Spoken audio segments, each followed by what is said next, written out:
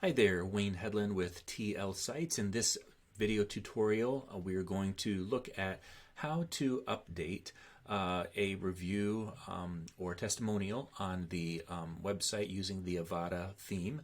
I am here on a website that I have built called Butera the Florist, a long-standing client of mine.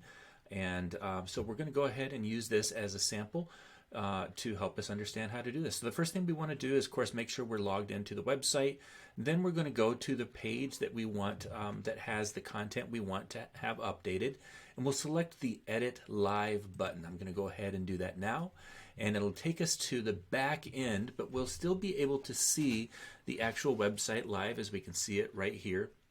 Now, these links right here, normally, if it was a normal website, it would take you to the new pages. This particular website is a one-page site, so these actually just simply will take us to the location on the page normally, but when you're in the back end, it doesn't. That being the case, what we want to do instead is we want to take this where it says Navigator over here on the left menu, and there's a little drop down. We're going to click on that drop down, and it's going to collapse all of the different sections. Each of these sections represent a different section in the website, and we're going to find the reviews section, which is right here. When I click on it, it's going to navigate to those reviews, and we can see them right here.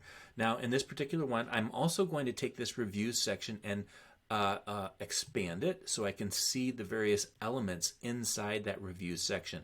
And of course, in the Avada theme, in this particular situation, if I click on any of these elements, it'll actually highlight the element. So right now, if I click on column, this 1/2 column, it'll highlight the column that is in question. Right here, highlight the column. And then inside the column is the testimonial. If I click on that, it'll actually highlight that element.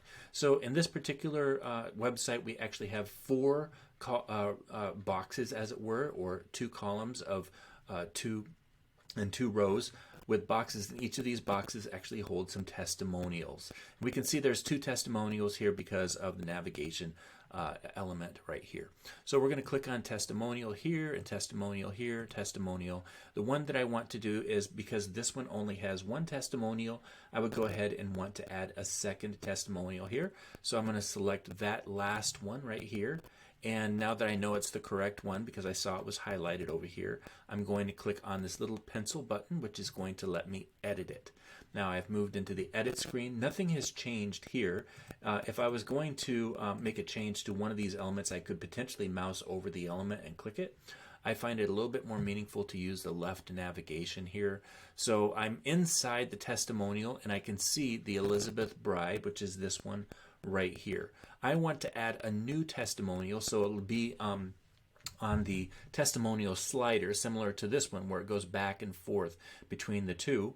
And so we're going to, the easiest way, we could click the Add Testimonial button. However, the most effective way is, once you've created one, just go ahead and duplicate that one, because it's going to maintain and retain all of the settings that have been set up for that particular testimonial. And so there's the pencil button, which would let me edit the current one. Then there, right next to it, is the duplicate button, or I can actually delete it. In this case, I want to duplicate it, so I'm going to clone the item, and now I can see there's 2 of them here. And then the second one, I'm going to click on the edit button and open it up, and there's a number of elements in here.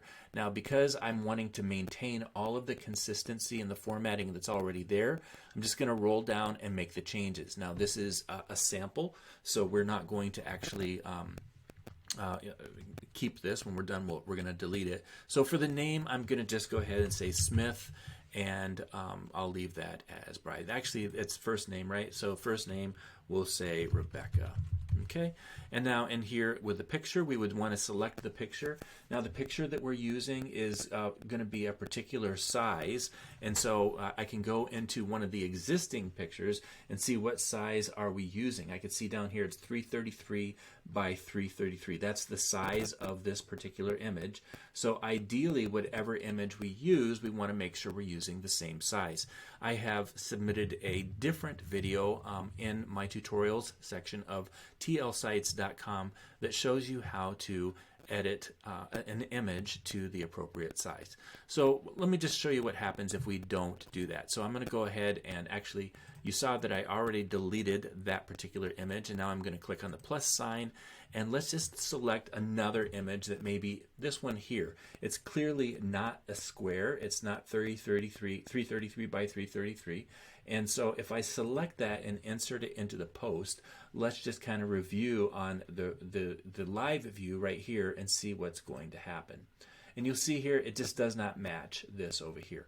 So we do want to make sure that we have the appropriate size there. Now in this particular case, I'm just going to highlight, maybe I'll highlight this white flower, which I happen to know is the right size. Now in this particular case, this one's 468 by 468, but because of the way that we've set it up, the important piece is that it is a square image. So we come over here and just look at that, and it looks like it's going to match. So we're good there. Next, we'll scroll down a little bit further. We're not going to change any of these settings here. All of this needs to remain the same, and then we're going to change the text. Now here we have some special text that has been set up via HTML. So I put some unique text in here to kind of make this pop a little bit differently. So what I would normally do in this scenario is maybe highlight most of the text and then type the text that I want here. And maybe this will say Vince is, I'll say Vince, I'll try it, not Vince is really cool. All right, and then the rest of this right here would be whatever review I want to write. In this particular case, I'm just going to put in some simple text. And now again, I can come over here and test it. I can click right here and go to the second one. How does that look?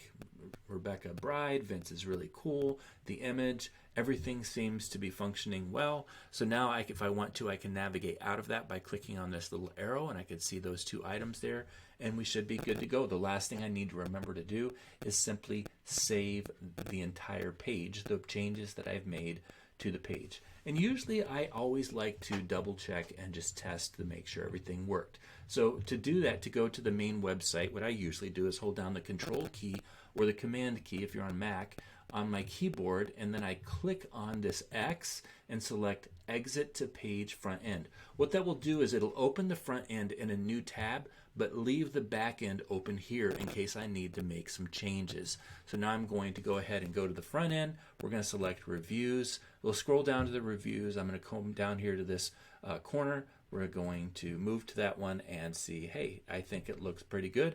I feel happy about what we've accomplished. Project is done. All right, so this is how we're going to make changes to a simple testimonial slider. I hope you found this helpful. Thanks so much for watching. Have a great day.